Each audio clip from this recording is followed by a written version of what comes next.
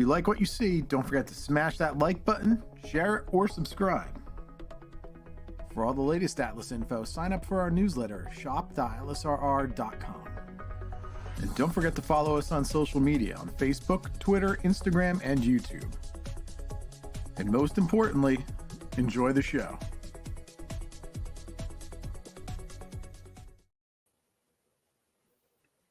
Hello, everyone. It's Matt Moceikis with Atlas Mile Railroad. I have Ross Medine and Tony Cook joining me tonight for a very special presentation. We have arrivals we're going to be discussing. We're going to be talking about the current open HO and N-scale catalog, and as well as many pre-production samples and all that good stuff. We have so much product coming in right now. It's crazy. So I have the back end of this stream will be lots and lots of pre-production samples, HO-8s, the elusive HO RS1s that have been out to order so long. Also the N-scale SD45s. We have decorated samples of those. So we have a lot of stuff to show you this evening, and it's going to bump it to the open catalog because we want to talk not the dash 8s I'm going to show you later. Those are the standard cabs. We're going to talk about the wide cabs real quick. Tony Cook was nice enough to provide us with some great detailed shots of these locomotives on the road out of the White River Slide collection he has. So we're looking at, even though it says N scale here in the catalog corner, these are available in HO and N, same road numbers, same schemes. It's identical runs for HO and N scale. And Tony did an awesome job of finding actual road numbers, or at least out of the series. Some are actually the road numbers that we will be offering in this production. So there's a great shot of 6227 hauling the OCS train. Forget the location, but what we see here is it has the number boards lit, and that's going to be a new feature on the dash 8s. Before it was they weren't lit before on the wide cabs. Now they will be lit, and with independently controlled marker lights. You see the marker lights on there, and independently controlled headlights. So now we can have bright and dim, 2 headlight settings, which we couldn't have before because everything was tied together on the old model. Now with these upgrades, we can do all this fun stuff. Is that both HO and N with all the different lighting? So that's just for HO scale. HO, okay. Yeah. The HO one we decided was pretty long in the tooth, and we wanted to spruce it up. The N scale one, it's doing it, holding its own right now. So maybe the next production of the N scale one will come around and give it a facelift too. But the HO is nice and modern now, finally. For like all those great independently controlled features, and it's a dash 8. It's kind of just as iconic as an SD40 is for EMD, as it is to GE. Really, it was like the first locomotive General Electric just dominated the market with, and like it was their break-in to like all the GEVOs we see today. It's really paved the way because I'll go through these photos that Tony provided us. There we see 6244. And didn't I also see in your markings, you said something about the grabs on the nose, late era style. Explain that one, because I know there's no gutter or edge on the Conrail and like the LMS versions over the cab window. I get that. But what's the difference on the grabs on the top of the nose that you're doing this time? So if I flash back to 6227, you can see the grab irons on the nose are a single piece. They're long and curved and come down, while 6244 is a later phase. And, well, it's actually you'll see this on the last 100. I think maybe it's like the last 100 built. They have split grab irons on the nose by the sand hatch fillers. Oh, okay, cool. So you can see the grab irons end, and they're smaller versus the larger ones here that look like teardrops. Oh, okay. So that's the difference that we're going to be covering on the HO model too, along with the no no rain, drip strip / sunshade track. Because Conrail modelers, they complained about the big holes for the sunshades before, and rightfully so. It was a little bit of an eyesore. But yeah, we can see another late phase one here. It's got the. This is locomotive management services. Now, was LMS owned by Conrail? I believe it was the subsidy of Conrail. I can't remember now, and I just was going through because I was writing this up for Model Railroad News, and I used that picture. I was looking at Paul Withers' old Diesel Era book on these, and I just had that answer, but it's escaped me now. I know they were painted that way and everything because I think it was an exclusive Conrail lease deal, so they kind of got decorated, but I can't remember now if it was GE or who was LMS. But I Yeah, mean, maybe somebody can answer in the comments. Yeah, they'll probably answer it soon. But I mean, those things Somebody kick around so long like that. Oh, the LMS units, yeah, they to the 2010s, like they were just kicking around. The NS, Canadian National.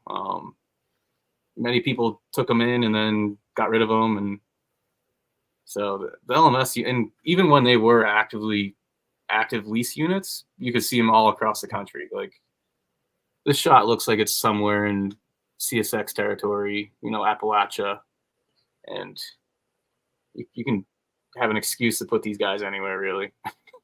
Now this looks like a fresh one here. This is nice. Yeah, and that's a great example with the two-piece grab irons on the nose. They really stand out there. And you mentioned the HO's getting, is it etched wipers on the windshield for the first time, or a difference to the windshield molding or something? So it's both things. I didn't like how the windshield sat back a little bit on the existing model. It was kind of recessed. It wasn't flushed. Yeah. So we're going to make the windshield flush, and we're going to add etched metal windshield wipers. Oh, nice. So it's going to have a really it's a literal facelift. It's going to have a great appearance. Yeah. Because the Dash 8 it's a classic Atlas model. When people, it's something we've done forever, and so why not spruce it up and bring it to life and up to today's standards, There's a Santa Fe example. Does it have the gull wing cab? It does. I think it does. See right above the wing, you can see that kind of ding or notch to it. Yeah. Yeah, you can see that notch right there. And the gull wing cab will be getting, the same facelift as the Conrail versions too. Those are beautiful. When all those first rolled out, the 60Ms through this kind of stuff were just amazing to see in the early 90s. That was so fun. Yeah, the war bonnet and just it's the hot shot paint scheme. It's classic Americana, really. Anywhere Midwest, it's just it's a shame that it's I think BNSF has a couple of Dash 9s still in the war bonnet active, but they're pink. They're pink now. They're pink. Yeah, they have that real pink look. Yeah. But no, that's a great era of railroading. That was awesome. I worked public. I was the public affairs or public relations person at Union Station in Kansas City for a number of years, and I would oversee putting together the PowerPoint for our board meetings. And Mike Haverty, he was with KCS then, was on our board, and we always had some pre-show of just slides and events and things going on. I would always throw in one of these super fleet pictures in the middle of whatever stuff, and you'd always see him turn around to somebody and say, "I did that. I brought that back." And I thought it was so neat to get that reaction. That is very cool. Yeah, I can't imagine the wide cabs with blue and yellow on them. No, yeah, I can. You're gonna make them. I already ordered them. You are gonna make them. I already ordered them. It was his ideas. Was him. But just as the prototype, I can't. Yeah. On the model, it did look good on the model. It looked cool. It looks neat. Even that was a war bonnet version, not the. Yeah. It is pretty cool. And then we see 9400 here. This is a cool shot. This is amazing. That is really cool. That is very nice. A Paul Wester shot. Yeah. I got someone asked me I was sharing that with somebody, and they said, "Well, how long did that placard stay on there?" It's I have no idea. It's that is a good question. I don't know. And of course, we know that 9400, I think you said it in the one thing, that it's actually 9404. It should be was 94. the real, yeah, but they Yeah. wanted the, yeah. So I have both those. I got a shot of 9404 that I'm running in diesel era with, which is really the 1000th GE, Yes. and I'll say it's not the one with the placard on it. Yeah, so that's a very awesome shot. Wished I had a model railroad that looked like that. The 900th and 96th. Yeah, yeah. Not the 1000.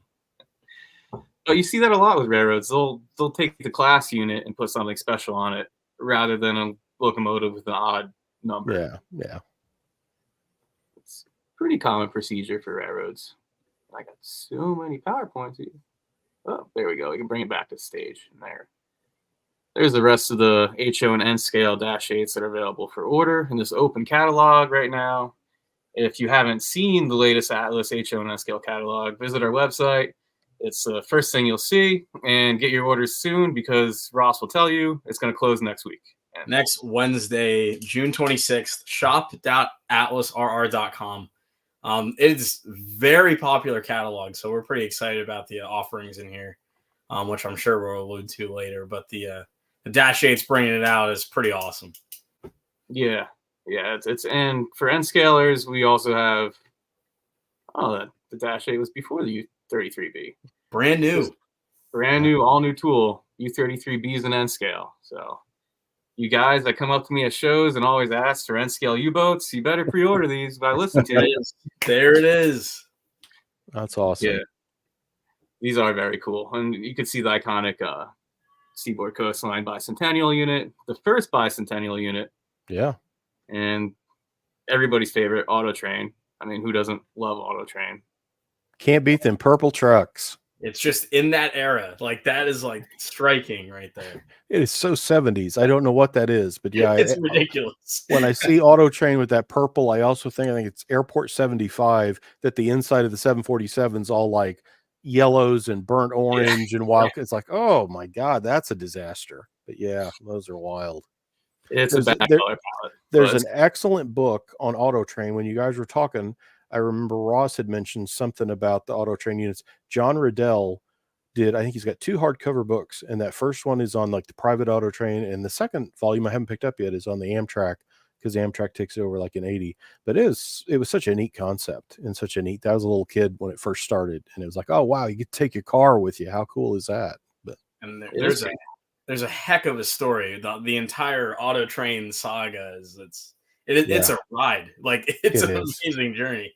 It is, yeah, and it should have worked, and then the one leg to Kentucky kind of got him off track and in trouble, and that's too bad because it's just ahead of Amtrak. I always kind of forget that I think it like came after 71. It's like, no, it's actually had before a little bit. So, but boy, it's a fascinating thing. If you've never looked into it, it's worth looking into. But boy, all the paint schemes, that Seaboard and the Auto Train both, I think will be big sellers. Absolutely. They are. I mean, the Bicentennial is awesome. It's funny when you look at the Auto Train unit, you think it's an X Seaboard, but it's not, right? Like, that was its own thing. Yeah. It's incredible. It ran on the Seaboard. Yeah, bought them on purpose to match what the Seaboard guys were used to running. And I think that they had one more group coming or something that ends up being Conrail. Like, as Auto Train was I believe 3 of them went to Conrail. Yeah, something like that, to where they were going that way, and then Auto Train was in trouble, and they end up on Conrail's roster. So, which kind of gives you another for that same look. But and Conrail kept the light package for a while too. Yep. Yeah. So there's the offerings. But we will cover the major offerings of this catalog, and we did a whole live stream you guys can watch. You look it up on our YouTube page. We did earlier this past month. And then our newest and latest, greatest publication that just came out is the Atlas 100th Anniversary Hobby Store Arrivals catalog. This covers everything that came in the last 6 months. And there's, as you can see on the cover, there's already a ton of stuff on the cover. There's only more when you go inside. So you could, on the table of contents, it's pretty thick with the arrivals. N scalers, we treated you well so far this year. You can see all those N scale products that arrived. Oh man, and the fourth letter there, Z scale. How about that? Isn't that crazy? Yeah, I was about to say, Ross, what's up with the Z? When is that out? How close is that Evans boxcar out? It's it arrived, didn't it? It just shipped out last week. Oh, Yeah, wow. so they're here. They got a good room. Pretty exciting. They're tiny. The entire shipment in one backpack. Who would have thought? We always joke around getting them in the office. I'm like, people like this? Like, okay. So the How Atlas cool. email story is one of our project managers, Steve Woodward. He always dabbled between HO and N scale, and then all of a sudden he just on a whim got into Z scale, and he absolutely loves it. And he's 3D printing on a bunch of stuff. He's custom painting stuff, and he's getting the Z scale community really excited. I believe one of the Z scale magazines, he recently had an article. He has a very small tabletop layout anybody can do, but he made it ultra realistic with his 3D printing, and it's just beautiful. We should share that on the Atlas Facebook page too. Yes, Southern California, I think. Forgive me, Steve, if I'm wrong, but it's SP. I know it's pretty cool. Generic desert area layout, very cool. So he's forging us ahead in Z scale. So we thought of all the Atlas freight cars we already had, and we're like, well, the Evans plug door has hundreds of not hundreds of schemes, but tons of schemes, and it's just a good, robust, car that everybody could use to be our first offering. Yeah. So we're actively doing more in Z scale as well. I'm not going to spill the beans on anything, but I don't think we're going to be one and done. I think you're going to see more Z scale offerings from Atlas. Wow. Definitely a future with Z scale for sure. Yeah. Yep. And then we can see our arrivals here. We'll just breeze through this real quick. I forgot that the N scale SD9s came in. Those were great. They had a new chassis, bathtub chassis style, ran really smooth. Jeep 7s and 9s and Jeep 40s, Port Harbor, and that scheme's awesome. My GP15s, those are my projects. We got the Moceikis there. Getting pretty recent. Jeep15s are awesome. Jeep 40s. And then the N scale GP40-2s, which Tony actually is. Are you going to do a review on one of these, or you just took these awesome pictures? We are doing a review on it. Yeah, I shot a couple of those pictures because I thought it looked so neat. I'm sending it off to one of my reviewers, but I was really taken with like the cab roof details, the yellow sill stripe. It's just a really sharp looking model, and the print work and all the warning labels all over it really caught my attention. And I said, you looked at it, but now look at it again and catch all of the label work they did in N scale. And I haven't pulled my magnifying glass out yet, but it looks like you could read it all. But boy, it's sharp. For the most part, just shrink down our HO art files, and that's our N scale offering. It looks really good. The only thing was this one was right before we started doing our ditch light purge and everything. So this run of GP40-2s doesn't have the ditch lights, but has that fantastic decoration and has the AC unit up there, which is a newly tooled AC unit, by the way. It's the vapor drip AC unit versus our other AC unit is basically just a Santa Fe style AC unit. That's the SD26 air conditioner. So yeah, and you got the firecracker antenna jammed in there. It's a really cool looking locomotive. It is. Back to our offerings. Oh, the Dallas Master PS4000s. That was a cool run. I love those cars. Former BMLA car, very nice build. Metal wheels, micro train couplers. The standard Vision caboose. ICG, who doesn't love that? GSI flats. And then General American plastic belt hopper. And all sorts of great plastic belt. It's lots and lots of products came in. But I encourage everybody to take a look at the rivals. Lots of hobby shops still have product on their shelves. We're getting so much so quickly. Go support your local hobby shops. The HO rivals, U20, the U30 Phase 1s came in earlier this year. Yeah, U30 Phase 1's extremely popular. Selling out very fast. Incredibly fast. I regret getting rid of my Reading ones. I ordered them on a whim, and I was like, I don't need them. Wow, that's on my list actually too. Yes, I'm hunting for I'll need to send you some for. Oh, now these what are they? The S2s? The S2s? Those came in 3 weeks ago. They just shipped to dealers last couple of weeks.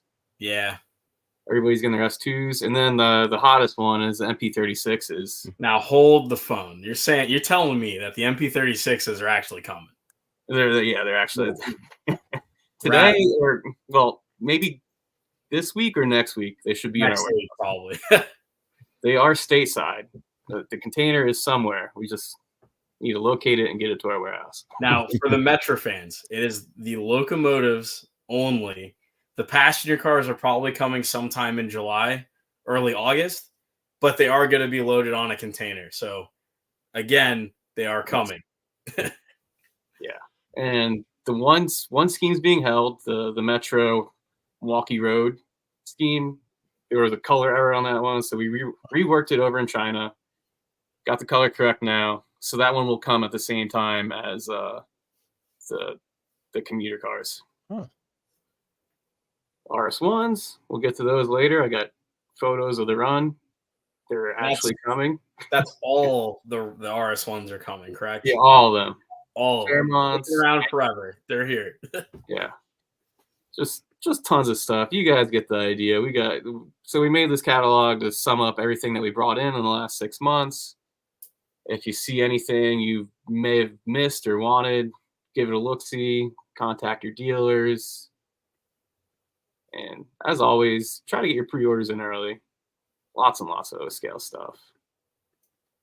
Before there's a Peabody car. Oh, Ross, man. you got that Peabody car handy? You're telling me right here, man. Limited edition cool. Peabody. Yeah, so that's a neat little Thing. limited edition inverse colors on the Peabody. It's an Atlas Collector Series car. So these Atlas Collector Series cars are basically hypothetical what if type of cars, and we just try to do offer ones that look plausible. You know, we don't want to offer something ultra fake looking, or these are cool cars you could put in your consist and just have fun with. They fit right in. I mean, but they're very striking. They're all the schemes are like so. Yeah, fantastic. definitely colorful. But there's more than that. I know there's RF&P, Milwaukee Road, Main Central, B&O. Yeah. I think what's the last one? Chicago or CE&I, right? That's the last one. CE&I. There you go. That's it. Yeah, so lots of stuff coming in. Valentine cars, those just came in. Those are great. Yeah, those like really just came in. Those are great, amazing cars. Yeah, those are another plausible car. Yeah, lots of great stuff. So I encourage everyone to go download a copy, see what you miss. Contact your dealers. You can get stuff on sale. Who knows? Who knows? Maybe. Just highlighting everything we have to offer so far this year. And now I'm going to move into what we're going to offer later this year, which is what you all are watching for. Yeah. So what I'm showing now is our beautiful new N-Scale SD45. All new tooling. Just beautiful. It's got the speaker built in. It's got it's sound ready. It's a really, really sharp looking locomotive. And of course I have to show off my favorite scheme in the run, the Susquehanna. I'm sensing a theme, between all the projects here. It's like, Susquehanna, DNA. Yeah, we're a little biased with our notes. but no, it's awesome. You can see the gaskets on the windshield. They're highlighted there, and they got the windshield wipers and just the firecracker antenna. We'll move on to the next scheme. SP. Oh, cool. With the light package. Look at that. Window. Yeah. Oh, yeah. They got the wide vision SP window for this. And that's a big deal. Like, we took that down to Texas and we highlighted the amount of comments we got on the L window. We're just like, it's amazing. Yeah. That's especially in cool. N-Scale. People wouldn't think that it would get done. Yeah, no, that's really nice. Yep. So that light package works. It's awesome. These SD45s are really, really good looking. Wow. They're great, and they sound great too. They have the Tsunami decoders in them for the gold version.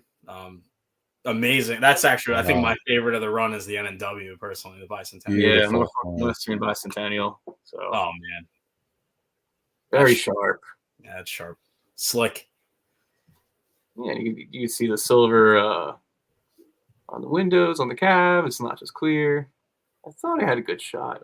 Well, the MU hoses are also separately applied, so they don't look flat when they come off the model. It's really cool. And we had a debate here at Atlas whether we should do separately applied grab irons or molded grab irons. In N scale, we rather have molded because it's 1/60th scale. It's tiny. The grab irons will actually be out of scale if you do them separately. So yeah. It has, I mean, it's got a good look. They're scale proportion. They're nice and thin. And yeah, I agree. The molded on, chunky. It works, I think. But they're also like robust, like Yes. that way. It was easier to handle the engine that way. Yeah, I get some HO scale products that, hopper cars, and it's kind of overkill sometimes with every little last grab iron being separately applied, because I open up the package and I get, a couple of grab irons in the cradle, and I'm like, oh, I gotta put these on now. Yeah, when the shipping department drop kicks the thing, Yeah. Or our wonderful postal service. They like to chew up my package. Yeah, these are awesome. With N scale theme, we have our SD60Ms, which just arrived. These shipped out 2 weeks ago as well. They're with dealers, but I took this shot here to just show off the pilot mounted ditch lights. You can see that those are all new for the SD60M model. So it's front and rear on this model. And then I thought the Buffalo and Pittsburgh was such a nice theme. I took a side profile shot. And then we have an SD50 Lake State Railway. And again, that's a beautiful scheme. Isn't that a striking? I really like that. Yeah. They put it on anything and it looks good. Anything. Yes. Yeah, it's the lightning stripe is awesome. Yeah, that's cool. When Lake State started repainting everything, I was like, oh, they're going to become a popular. We're in. Paint scheme's so attractive. It is.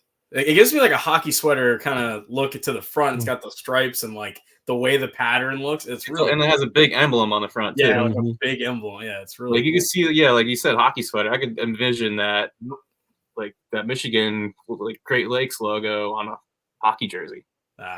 I'm watching too much Shoresy. I'm sorry. And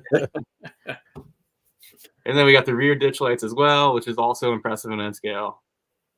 Front and rear ditch lights. We didn't just dip our feet into the, front ditch lights or just deck, or like we did deck and pilot mounted too. So nice. Yep, did all the variations on that.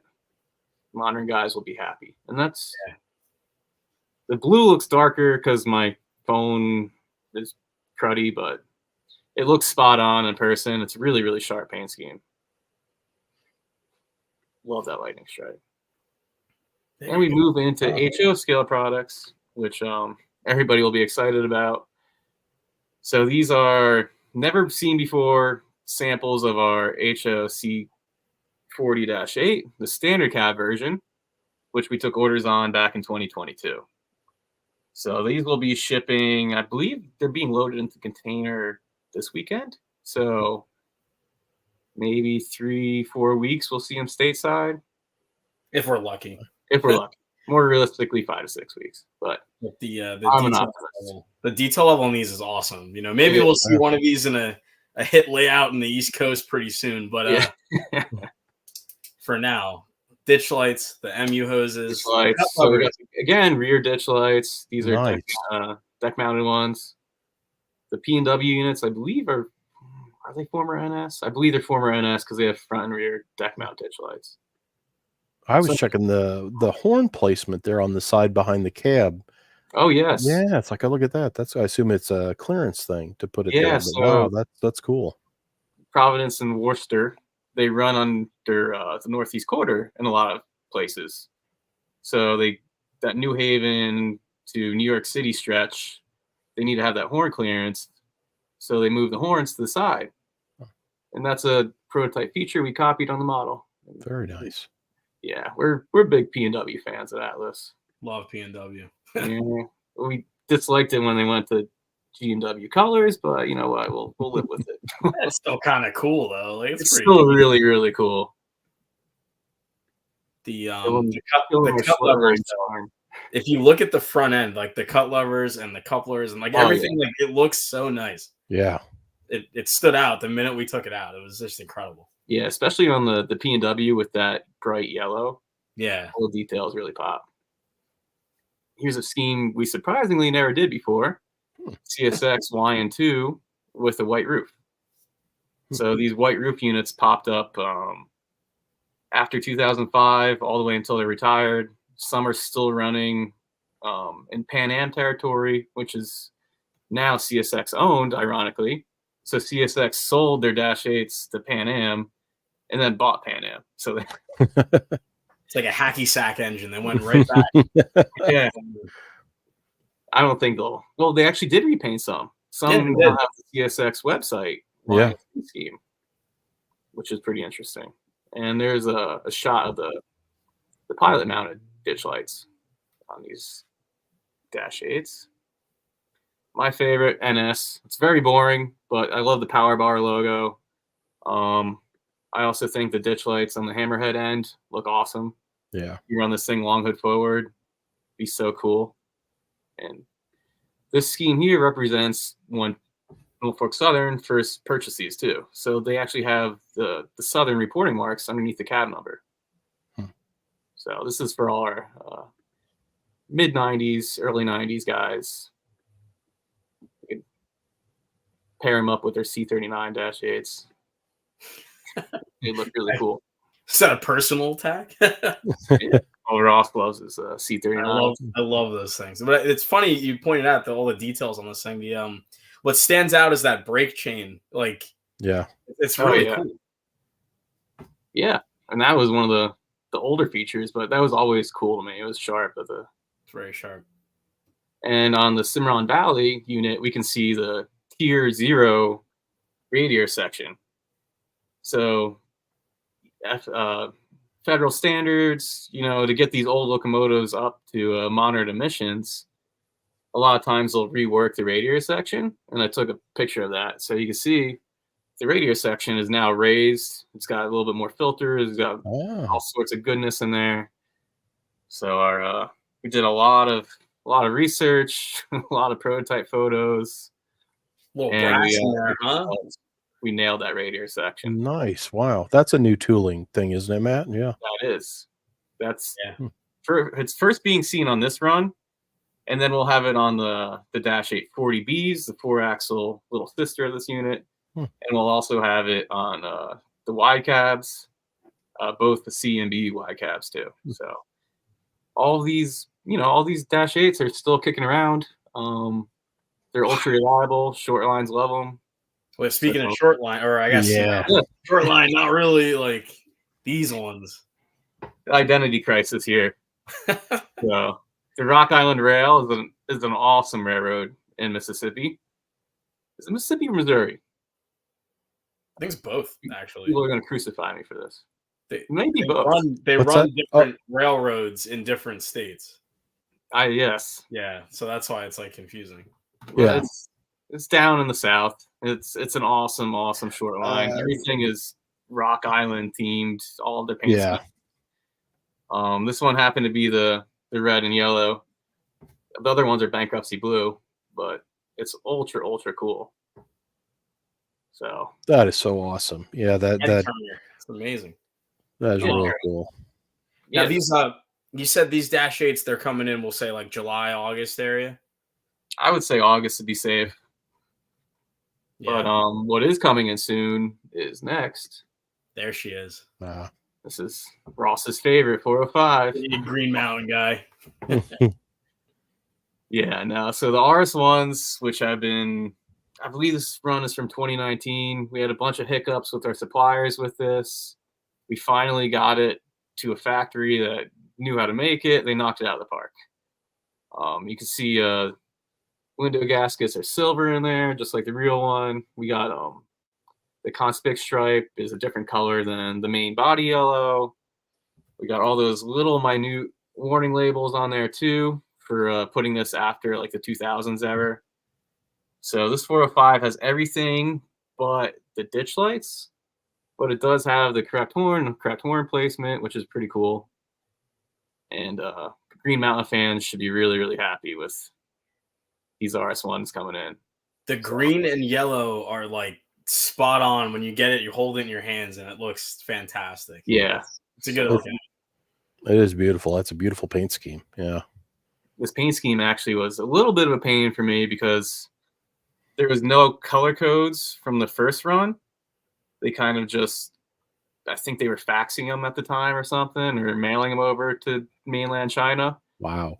So I had to acquire an old 405 shell and color match it for the factory and stuff. And it was just my little side story.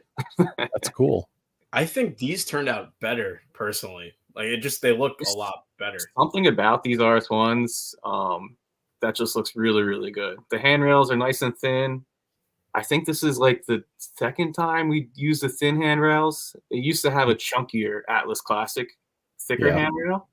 These handrails they're not paper thin, but they just look prototypically accurate. Like they're nice and well, let's see, this should show up better. But yeah, nice and thin. Again, with the rubber gaskets on the front window, silver on the sides. It's ultra cool. Looks really nice. How'd you do the number on the radiator, the 467? Is that a separate plate? Or that is a part. Oh, cool. Yeah. So we didn't advertise that enough. This feature is so cool. Like, check that out. Oh, wow. That is neat. And on this HO scale version, it's actually what is that? 4 pieces. So each number is a standalone etch metal part. Then they glue it to the back plate that holds it on. It's really involved for a road number. It's awesome. So I'm not an LIRR guy. I know Ken at Train World, and I was just thinking, have we told Ken Bianco Jr. about this? Because he's now going to come back and buy all the rest of your inventory on this when he sees. I'm going to have to email him once we get off here. Yeah, no, these are super sharp. They're very sharp, and they capture the LIRR, like the essence. Like they had those big numbers, they had the gray, they had the. It's amazing. Yeah, that is neat. Wow. So like, what is it? Art Deco kind of like styling, like very 1950s. Similar, yeah. It's just overkill. It's like craftsmanship nobody needed, but they did it anyhow. Like, and what I really like about the LIRR paint scheme is just the Long Island logo on the cab. It's gorgeous. The factory knocked the printing out of the park on this. The Alco build plate on there is actually legible with the jewels. Yeah, I was just looking at that. It's like, holy smokes, that looks great. Yeah, it's really, really nice. And it almost tempted me to get one. Almost. But you still might. I still might. I think we sold out at Atlas. So yeah, actually, these were actually checked. I think these were very, very high. There is literally like one paint scheme of one SKU, or available. Yeah, and they're good. They're good engines. Yeah, my favorite, the Morristown and Erie. More New Jersey biased here, but really sharp. Told Ross when I saw the samples of these, I was like, put me down for one. Yep, we got him one. See, just a little bit of that, a little bit of this. Yeah, so for my New Jersey friends, I took a couple of shots of the M&E. And now, do these also come DCC sound? What's the electronics in them? Yes, so these are ESU V5 sound, nice. And they are sound ready in silver, meaning they have a speaker pre-installed. All you gotta do is lift the shell up, put in your 21-pin decoder of choice, and you got sound. Very nice. So, yep, and awesome. LEDs work for the board. I mean, it is literally as easy as just putting the decoder in there, and it's cool. Now, what do you got there, Matt? Whoa! I got just a teaser. I didn't go crazy taking pictures of these because, we've been showing these for a while, but now they're in packaging. Now they're ready to go. This is just a little teaser photo of the final deco. Like, these things are just they're finishing up the production. So it's they're close. All my Metro buddies, they were getting very, very close. Wow. Very close. Now you'll Well, you don't have even know how many 36. Same year you'll have coaches. Not even. how Same many emails we get a day asking about our HO scale Metro equipment. every day. It's at least like 5 or 6. It's crazy. People are Every like, "Where's the single- Metro cars? Where's the MP36s? Where's?" Yeah, they're coming. We're like, that's the packaging. It's awesome. I got an MP36 production sample behind me in this awesome box. It's nice and glossy. It's gold. It's got the 100th anniversary logo on it, as well as Yeah, what's that box? Since we got on tonight, I've been wanting to say, what's that big red box with the 100th anniversary? So this is a basically a pre-production sample of our 3-pack packaging for the Metro cars. Nice. Ooh, my lighting is terrible down here, but there you go. That's very cool. Picture in the diamond right on the front. All 3 cars. It looks really cool. It's very so hobby shops can lay it down, nice and low. So it doesn't take up much space, and it's a beautiful sleeve for your 3-pack of Metro cars. Nicely done. Yeah. Yeah. So very nice. I like the sleeve idea.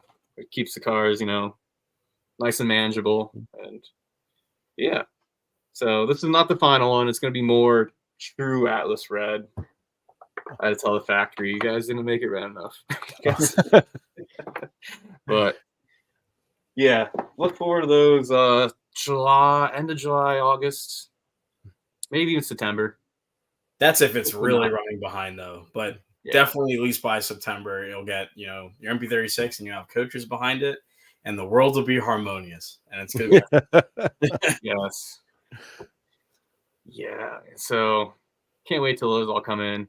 And then we have more cool 3-pack kind of stuff coming in. These are the USRA rebuilt 40-foot box cars. These are cool little cars. We had these in our tool library for a long time, but this last run that I actually worked on, I think it was almost all new paint schemes, including the Great Northern 3-pack we see here. I like that. That reminds me, remember the Great Railroads or whatever that was done about 20 some years ago. There was like a Frisco pack and a couple other. I get emails on those from what all was done that was so neat. Have they done no, not in a long time. So yeah, I will definitely be saying, oh, we'll get that though. That's like those. Yeah. Cool. So I was going through the Great Northern Color Guide, and I was like, I just saw the experimental scheme box cars, and they had quite a few rebuilt wood box cars that they put the experimental schemes on. So I was like, that'd be really cool for a 3-pack. So you get one of each experimental scheme. I believe the red and green and orange are one-offs, while the Glacier green, they painted lots and lots of rebuilds in that color. So we also offer single cars available in Glacier green too. But the red and the green and orange, you have to buy a 3-pack to get them. Cool. Because they are unique one-off cars. And then another cool paint scheme on the USAR rebuilds was the Chicago, West Pullman, and Southern. This paint, I just stumbled across a slide on the internet somewhere, and it was a perfect match to our model. Same door size, same what do you call it? The same panel selection. So I believe that's a 10 panel. It matched. It was like a sign from the heavens. It was like, you got to do this car. So we did this. I think there's only if you go in the OER, there's 3 numbers maybe. Wow. It's a very small series. So yeah, pretty cool car though. That is really cool. Yeah. Cool decoration. And then along with the theme of 3-packs, we have, for the first time ever, our Trinity 25.5s are coming in 3-packs. The Soy Power actually did run as a unit train out west. When I was doing research on these, there's tons of photos of these things. Just long unit train sections of these cars, and really cool logo on those too. So that's cool. All these Trinity 25.5s. This run has lots and lots of logo cars in them. So if you're a fan of color, go and get these tank cars. Oh, cool. Yeah. Yeah, this is ultra cool. This is our Berwick late sill. New body style. You can see I don't have a picture of our older Berwick model, but this one has a different sill profile. It's mostly flat till you get to the stirrups, then it goes up, which is the main difference. And then because we were retooling it, I went crazy with the doors. I think there's like 5 or 6 doors for this model. Nice. Yeah, so this one has the Seco Evans style door, which you see has one of the panels on it. I believe this was what the St. Lawrence terminal bought these first, and then went to ICG. Oh, the blue and The had blue, the one yeah, light blue with that logo. Yeah. with that logo that would be on the logo panel In there the on the panel, door. yeah. Yeah, these models came out really, really nice. You see the door opener there. All the data is correct. I had high, thanks to a lot of rail fans and guys like Rick Selby and Dave Castor for their slides and their knowledge, we can turn out these really, really nice freight cars. And Rick Selby was a big credit on this one because he did provide me with a lot of slides, and we could do all the nice high rendering graphics that way. Yeah, the slides are insanely helpful, especially with these like little nuanced details. Yeah. So with that being said, if there's a special model that you want to see or any paint scheme, sending us slides or anything like that is the easiest way to see that through. Oh, absolutely. Like if you send us slides, our policy here is if we use your photo for research and if it's not just like a blurry thumbnail picture, if it's a really high res picture or original slide, we usually will comp you a model for it, because we're not just going to use your stuff and not thank you. So please send us, if you have a suggestion for a road name, it's always great to throw it out there, but it's even better to provide a photo or like just detailed stuff to go along with it. This is a car I'm excited about because I'm a modern guy, and the Arkansas, Missouri cars, I've seen them on mixed freights growing up in the Northeast. I saw them in Florida when I was living in Florida. It's like a 50 car series, but you go in Real Archives and there's pictures of them in almost All every over the corner of place. the country. Wow. Huh. Yeah. So, and I actually love their Alcos on the short line. I mean, Yeah. I know they're not running as many as they used to, but it's still a very cool operation. I can't remember if I just saw, I know a young photographer, Jonah Hemingway, shoots them a lot, and they're only about 3 hours south of me, and somehow I've never gotten down there to rail fan it, Really? which I have no idea how or why I miss it. But I think they may have those Tacoma Rail, those red and white 70 Aces or something, may have wandered to the Arkansas and Missouri now. But I mean, it'd be a fantastic road to go see. It would be. Well, and you're right. It's not, I guess it's in a rural area because it's not very well photographed. Like there's not too many guys shooting it. Yeah. Well, it's strange. Like it's like the only road you can see like a modern engine in the same concept as like an Alco. Yeah. And it's like they don't like that's just normal. Like that's crazy. Yeah. Yeah. We were talking about the Western New York and Pennsylvania the other day and how they're getting rid of their Alcos too. We're sad. We're Alco guys. Yeah, we like Alcos. Here's the main central. That's actually, I think that's my personal favorite from the run. I like that. This one really, really pops. I just had to show off the overspray on the roof. Yeah, nicely done. Yeah, very realistic. I've never seen it this nicely done. This Well done. These guys knocked it out of the park on this. And yet another door. I think this is 3 or 4 boxcars in a row, and I've seen a different door in every one. Yeah, yep. Yeah. So this is a different style Seco door and has a really pronounced kind of that X pattern, like X bumped out look. Yeah. So I made it a point so that would be visible on the model, because I got one sample of the door and it wasn't really that pronounced, and I was like, no, photos it really pops. So I'm happy with how that came out. Looks good. Yeah, and again, like this is another one that we had great pictures of and made research easy. Now here's the second favorite of mine, Finger Lakes. You gotta love this one. Wow. So this one, even though it says Finger Lakes on it, it's got the A&M report mark because it was an Arkansas and Missouri car. Ah. that the Finger Lakes shop painted as their tool car. Yeah. So yeah, it's really cool. It's captive service on the Finger Lakes, but it's got the Pacemaker freight service scheme. It's a real modern car, like decked out like a New York Central steam era. Right. That's And the really Conspec stripes, it's got the extra like brass plate there with the Pacemaker freight service. Like that's and they're awesome. brass plates on it, not styrene, so they're cool. And there's yet another door for you, Tony. Yeah. Wow. That's like the most common like superior style door you see on rebuilt boxcars today. Oh, nice. Yeah, classic scheme here. This model doesn't get enough love. This is a former branch line 50-foot plug door boxcar. Really, really nice model, actually. I was taking photos. It's not one of my projects, but I was taking photos of it today, and I was like, wow, these are really, really sharp. And I love the billboard Union Pacific scheme here. With the classic We Can Handle It, Yeah, with the modernized roof walk removed, too. And going along with modernized cars, you got Burlington Northern and the Western Fruit Express, which is pretty cool. Lots of guys need these. And Zito green, or yellow, I'm sorry. It's bright. Highlighter. Yeah.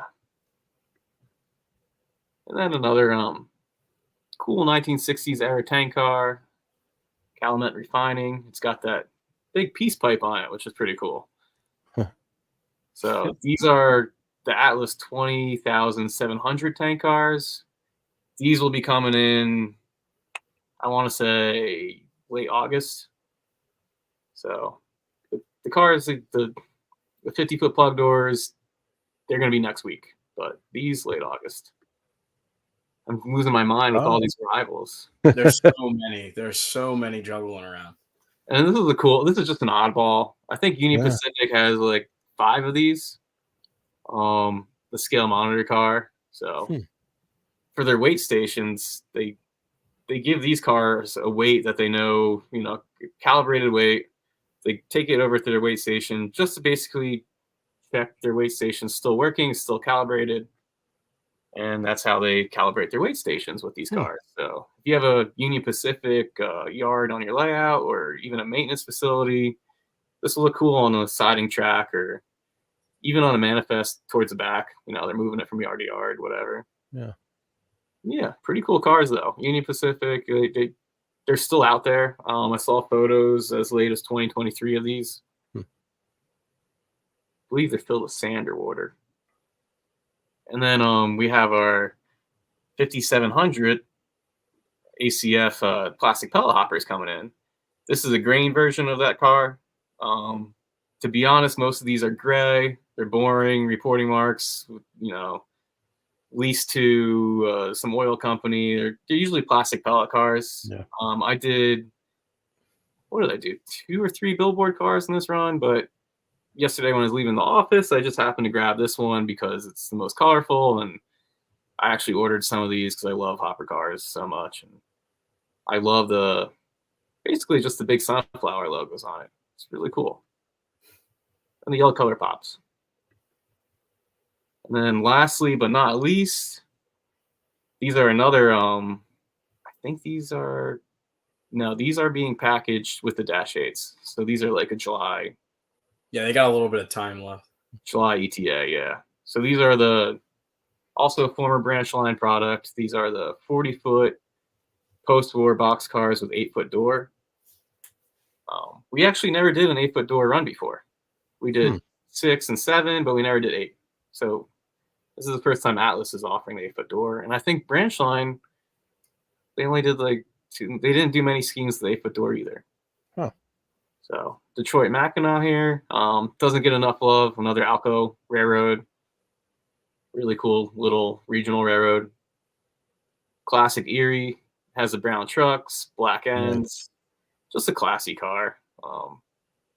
Any transition era guy can fit that in. Another main set. Oh, nice. Yeah, I saved this for last. This is actually my last photo of a pre-production sample, but it's my favorite. and it's that inversed main central harvest gold with the pine tree green, just swapped around. So majority of these cars were actually, green body, yellow door. This one, they just had a few oddballs that were inversed around, and I think they look amazing. They're just ultra cool cars. So that, I'm almost out of breath, but that is all of our upcoming summer products. Wow. That Yes. doesn't even get into the fall. Wow. More stuff. Yeah, so much stuff we just went over. I'm just quickly going through it for anybody that missed it. But Lots the of- railroad model crafts out of the magazine there. They were saying the numbers on the RS1. I mean, they're incredible. They really are. yeah, It is. Oh yeah. yep. And then Ross, you gotta show us those O scale. Oh, let's see. I've been working out with these things. Let's start with the Mac here. But Start we lifting them. have this in the shop here today. We decided to bring this out. But this is the CSX SD70 Mac. I mean, this thing is huge, insane detail, and it's just incredible. PTC. That's pretty cool. I see it's got the what's that? Designated DPU sticker. Yeah, on the it. DPU sticker. Yeah, that's it. Oh, Yep. So this is for all your ultra modern guys. It's also the CSX .com scheme. Yep, .com. It's got the DPU sticker. It has actually the paint shop sticker too. Warning labels. Oh, the Huntington rebuild sticker. It does, yes. And it also has the as we'll show you, it's got different brake wheel, and the nose is different from the SD70M. But we'll get there when we get there. Yeah, that looks really cool. You could like lift with this thing. Oh man, pulling power for days. You're kidding me. It's since we acquired all that MTH Premier tooling, I'm more and more tempted to be an O-scaler every day. Every day. That's absolutely right. The samples will come in, and I'll just be like, oh, I got it. Like that is ultra cool. Doors open, different brake wheel, the different ducts we have. Yep. So it's got a different blower duct than the Mac. That's the difference between the Mac and the M. A lot of people are like, aren't the Mac and SD70M the same? No, they're different. And then this is the first time that these SD70 Macs and M's in the Premier line are offered with two rail, isn't it? two rail. Yeah. Yep, I was gonna say I know you're looking at it, but it's Yeah. got some funky scale wheels below here. Yeah, Huh? it's got the great looking scale wheels, and then it has the handrails that go down to the end of the steps, which is great. Oh, there you go. Let's see Down those to the end of the handrails. step. Yep. There So- you go. And PTC array on top.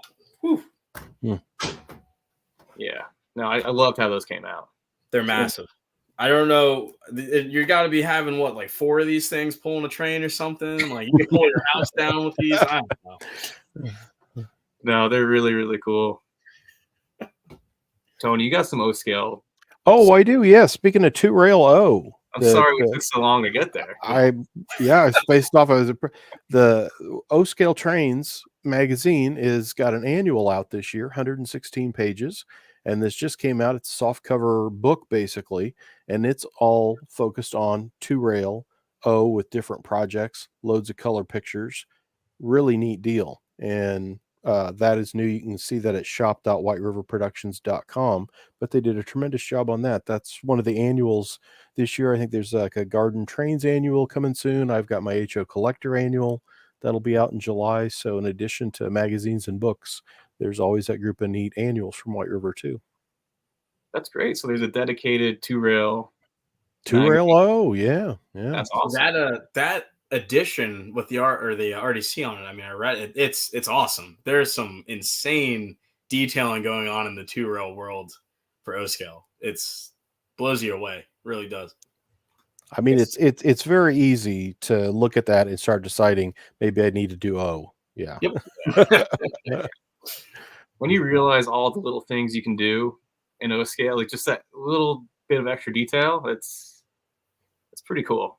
I mean, there's something to every scale. I love collecting this stuff. So whether it's Z to G, there's something that'll catch my attention of that's cool. And as you say, like with the O, a lot of times as I'm reviewing like one of your O scale release, like I just did that Amtrak, the Bombardier coach, and said, even if you're not an O modeler, this would be like a really cool display piece because it's got all the interior and the lighting and everything, that it'd be an awesome piece just to have, even if you weren't an O person. So there's always something else train stuff you can talk yourself into. Very, very true. That. I know Me that. and Ross know that because Ross is starting a G scale layout in his yard. I knew another personal attack. I'm looking at like G scale passenger cars. I'm like, you gotta be careful what you get into. And I'm like tempted to do O scale 2-rail out in my yard because Atlas 2-rail track is UV proof. UV, yeah. Or even the 3-rail too. I mean, it's cool. Yeah. You can just go right outside. If I'm going outside, I'm taking the 2-rail outside. Yeah, it's big radiuses, and that's gonna be cool. I got the perfect space for it too. But no, man, we covered so much. Tony, you're a trooper today, Tony. That's amazing stuff. It's wonderful to see those Cimarron Valley, because I remember when I saw those in person. Saw those in person a couple years ago on a trip out to Colorado, and thought, man, I hope somebody makes a model of those. In fact, I think I did it in Diesel Era as a short piece on them, and maybe send it to Eric there at Atlas saying, you guys have the tooling for this. This would be awesome. Yeah. No, like we were talking about it before we went live, is that Atlas is one of the few big manufacturers out there that really dives into the short lines and regionals, and we're not afraid to take orders on a short line and see what we get. And it's great to focus on the class ones, but I love giving the short line guys some attention too. Well, and for the collector end of it too, these are always fun, because sure, you buy Santa Fe, UP, Conrail, but again, it's like, what is this? And it's in Santa Fe bookend scheme, because a lot of these, when you do these kind of things, again, it brings attention to these roads that maybe not everybody knows. So suddenly it's like, oh yeah, they used to have these light blue Jeep 30s on Cimarron Valley that were all Rio Grande years ago, and now they have this. So it really, you basically go down this rabbit hole. Well, now I'm interested in that road. I need to have that model. I mean, you don't know, it's crazy, but it's fun. Yeah. No, especially some of our older offerings like Florida Seminole, Gulf Coast. Yes. Well, I was living in Tampa for a few years, and I saw Atlas made Dash 8s of them before, and I wanted to get one, and it was just like, on eBay they're going for like $300. Like, oh, it's nice that it's available, but I'm not going to spend that much.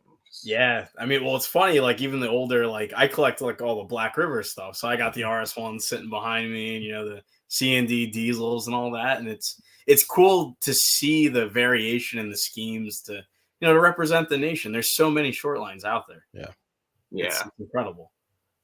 Boy, those in-scale SD45 guys, that's a beautiful, and that SP is just a knockout. Wow. Yeah, and the SP you can really see the truck detail because it's gray. Yeah. So those trucks are awesome. It's just, this year is exhausting but rewarding, to say the least. I'd say with you. Very true. It's a lot of work this year. There is some really cool stuff that is here, that's coming, that's in the works, and it's fun. It's a good journey, especially this year for the 100th anniversary. It's awesome. Very cool. Yeah. Now I think in your catalog you have, I see the cool shirts you guys have got. Aren't there some non-train but Atlas 100th anniversary, like collectible products, other things? There are. I'm glad you brought it up, because that was exactly the segue. That's a great segue. Oh, and those loads, those new loads. The new loads. Yeah, that's really awesome. You probably already talked at HQ in New Jersey. Oh, that's very cool. Yeah, by Hans, our guy. Yeah, we have a 3D engineer at Atlas, and he's doing all sorts of cool stuff with these loads. I gotta say, so his scrap metal load is phenomenal, because the cars you can really get, like, it's not flat like an injected molded piece. So like all those like scrap metal, they have like air, like there's details you can't replicate with injected molding. Yeah, it's like intricacy through it is, you gotta hold it. It's awesome. And end scale too. The Diffco loads I thought were great, because that's a neat little model, and especially the giant rock ones. I see that like here in the Midwest when we have flooding and that kind of thing. You'll see they take a train out like along a bridge area or something where they've got water encroaching and they're dumping the big loads of that big rock like that. It's like, oh, that would be cool to do a train of that stuff. So that's a fun addition. Yeah. No, these are awesome. They make our gondolas and flat cars just so much more interesting right off the bat. And not to mention there's more built, like there's so much we can do with the 3D technology. So it's safe. Like the ladle here on the flat car, that's a really sharp 3D printed tool. He's like our guy is very talented, and he's just going to do more and more. And keep your eyes peeled because we're going to offer more and more of these 3D loads. Yeah, and the pricing is in the catalog there. There is some modeling that was done for the flat car load, but that actual load is that detailed, and it's really cool. And we like to go to different scales with it. Yeah. And then because we have so much product coming in, we can offer our layout packages, classic Atlas offering. This is more for the novice guys, but you know what? It's great stuff. So if you want to out of the box layout, you can now do that again at Atlas. We have all the track section pieces in stock. We have extra stock of everything. So yes, and there's more track coming actually. And those track packages are so handy because other than the controller, like it comes with the track, the wiring, the joiners, like all of it, and it gets a diagram too. It's pretty cool. Yeah. Yep. So don't be afraid to order Atlas track. We got it in stock, and we're not going to run out of stock. Keep building your layout. And then, as Tony mentioned, we got cool collectible things for this year. One of the first being is the T-shirts that me and Ross are both wearing, available in the open catalog right now. If you're, it's $20. It's a great little T-shirt. It's nice, nice Atlas pride. I think we need to send one out to Tony.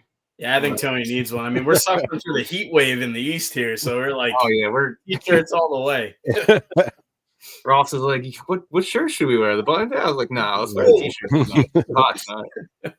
Oh, that Ferromex car! I saw you just went past that. I've already pre-ordered that, and I think I've already posted that a couple. In fact, that's in Model Road News where I say collector alert on that Ferromex car and the two patch, the Ann Arbor and that Grand Trunk Rock Island. I've got featured there, but yeah, I have already got my order in, so I'm not going to miss getting that cool red Ferromex. The Ferromex is the hottest car on this list, and they're all very hot cars. They're very cool, but yeah, that thing will be gone. Like the minute it comes in. How was the dealer distributor reaction to that car, Ross? Will we get a lot of calls and the Ferromex? Absolutely.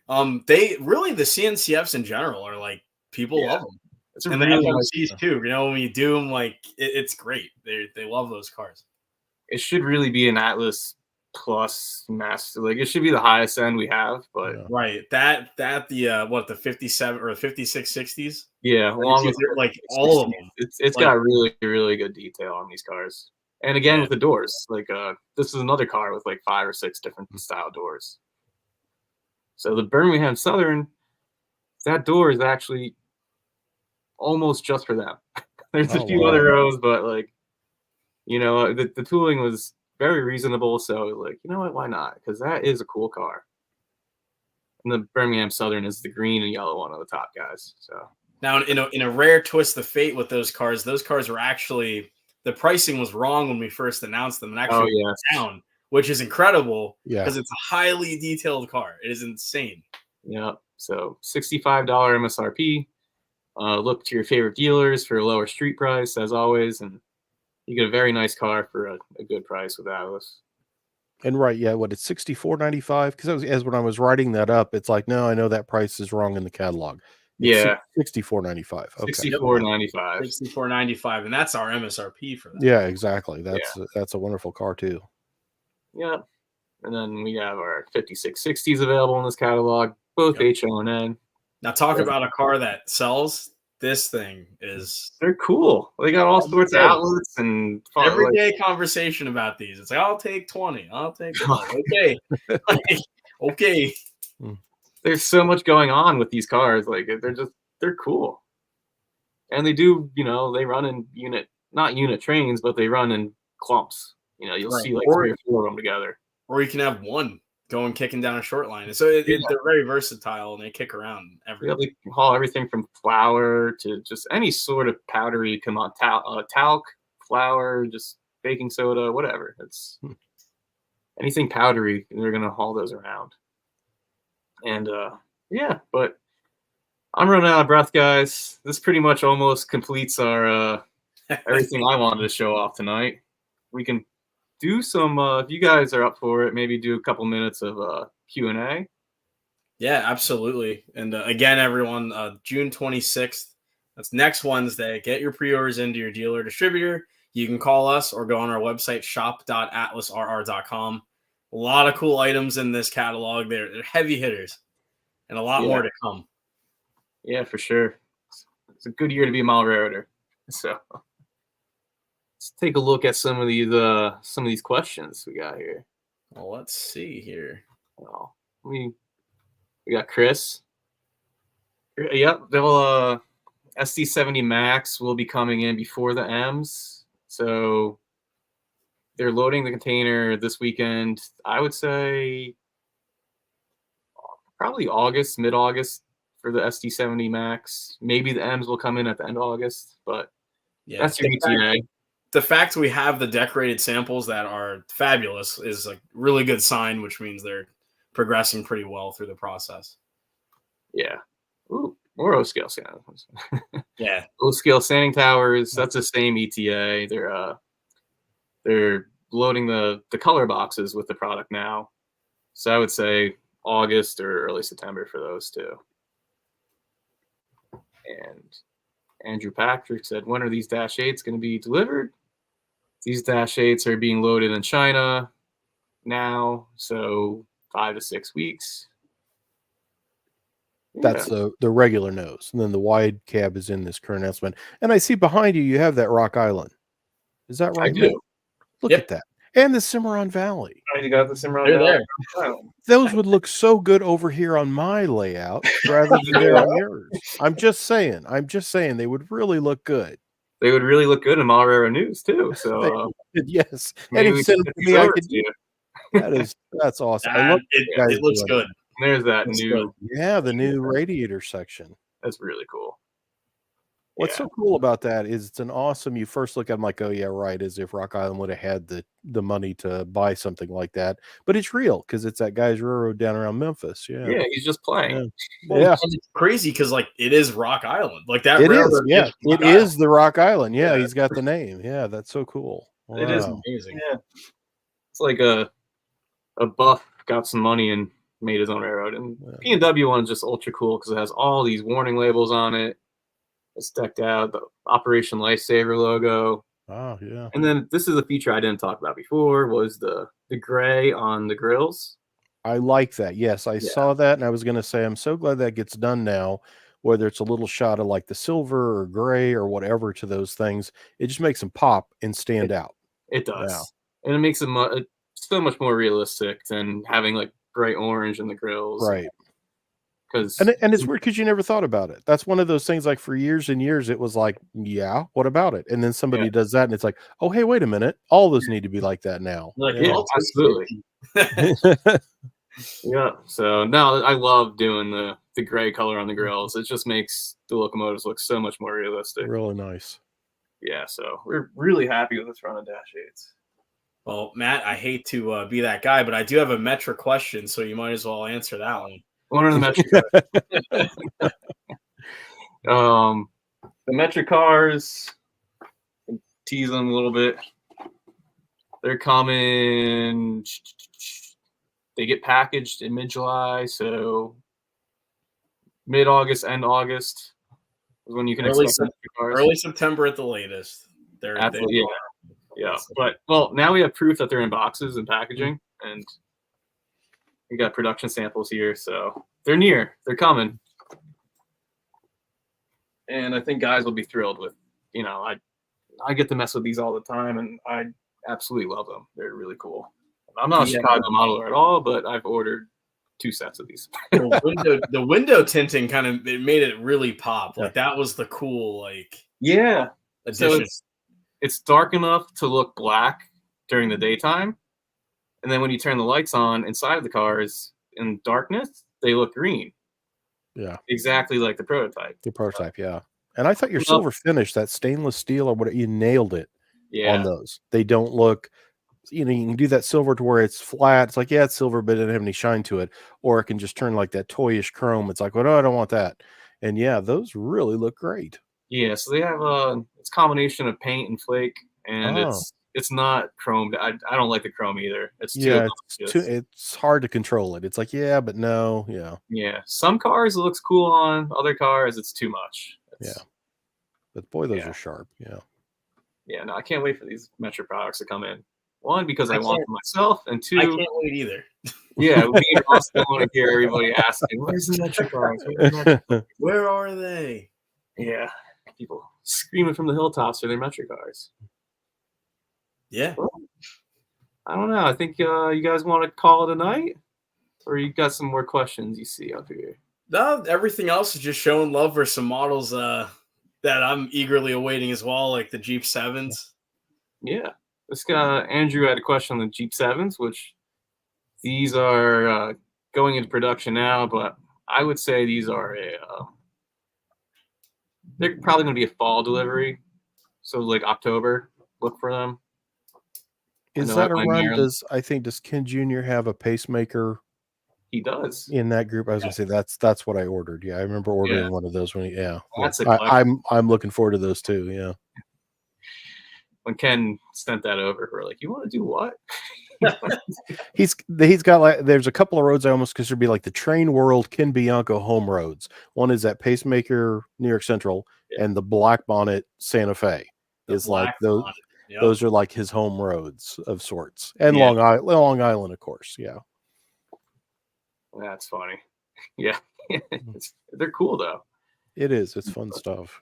Oh, here we go. Yeah, we got some love for the MP36 sample. I know you have it wrapped up in the box, but we can probably throw up some photos of that on Facebook. It looks fun. Yeah, we can. I actually gave it to our company photographer the other day, so we'll have Facebook photos of the MP36s pretty soon. Yes, an HO scale showcase. We are coming out with a Metro locomotive, a couple actually. So we'll take photos of those. We'll get those on the Facebook. They are highly anticipated models. And again, we're both equally. I think I'm the most excited here for them. Most likely. Yeah, but no. Ross or Tony have anything to add? I think we covered all the bases. Yeah, I think so. Loads of great stuff coming out. Looking forward to it. Yeah, a lot of great stuff. Again, Wednesday, June 26th. Get those pre-orders in to the dealer of your choice, distributor, or from us at shop.atlasr.com. You can give us a call as well. Really, really great items in this catalog, and we're very excited to see these projects through. It's great. So the order deadline applies to the catalog shown there. And then if you're looking for some reading material or you're curious to what we brought in over the last 6 months, go ahead and download a copy of the Hobby Store Rivals catalog too. Yes, a lot of good stuff in there. And support Tony and All News and all his publications. Diesel Era and HO Collector Annual will be out later this summer. Shop.whiteriverproductions.com. You can see all that stuff. There's so many things from narrow gauge to garden stuff to old HO to two rail O. There's if you're a train person, there's something for you there. You guys have any shows coming up that you're going to this summer? Any trips or anything like that? Not immediately. Yeah. We're at the N Scale convention now. Paul's there. Having a great time. He actually has some SD60 samples with him, right? Or 50s? He's got the SD60s and 50s with him. He's got Pennsylvania, He's got a couple of SD45s. Yes. Yep. And what else? There's a bunch of cool N scale stuff out there. If you're an N scaler, do they have a public day for that? I believe so. I want to say so, yeah. If you're an N scaler, you should know about the N scale enthusiasts. Oh yeah. They're a great resource, great organization. Like Ross said, they're having a convention in Bethlehem, Pennsylvania right now. Just go out, check out their website. Great people. They do a lot for the N scale part of our hobby. It's a really good group. So a great group. In October, I think we'll be at a New Jersey Transit Family Day, our hometown hero here. We like to display there. So for all the transit employees and family members, they can come say hi and check out some models. We'll have some pretty cool stuff there. Yeah, and then as well as Train Fest? Train Fest in Milwaukee. Yes. I'm happy it's back. I love Train Fest. Get to see all our Midwest friends and our friends from other manufacturers and just people in the industry and all our favorite hobbyists. Everybody kind of congregates at Train Fest. So I'm really happy that the Train Fest show is back this year. Train Fest, absolutely. Probably 3-4-man show for us there. Big booth. Yeah. Look great. See all your favorite Atlas personalities at Train Fest. You can badger us about Metra stuff there, but hopefully it's Yeah, you could cost us about Metra stuff there if it didn't come in yet. You have a right to yell at us then. If it comes in, you thank me. If it didn't come in, go to Matt, please. Yeah. And then we have a host of live streams that we're going to do throughout the summer, as well into the winter and fall, which we're very excited to do. Yeah, these are fun. They're great. I mean, I love talking to the hobbyists. Tony, you're great to talk to. You know, like Ross. There's so much with today's models, detail wise, that again, whether it's me trying to tell you in Model Railroad News, whether you're trying to post it on Facebook, like the radiators on those Dash 8s, the road numbers you did on that RS1. I mean, this kind of stuff is so intricate. It's not there's 6 road names and it's all the same shell and there you go.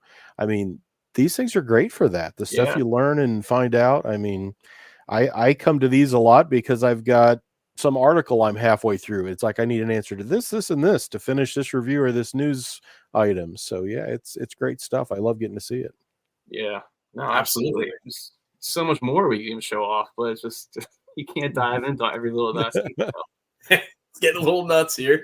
Yeah, but no, I think that that concludes our summer Rivals live stream, and we want to do this again with you, Tony. You're always a pleasure to have on. Oh, great. I appreciate the opportunity to get to do it and get a peek at this stuff and get to ask questions. So Ross, Matt, thanks a lot for having me on tonight. Oh, our pleasure. Yeah, thanks, Tony. All right. Thank you all for watching, and we're going to check out now. Bye-bye.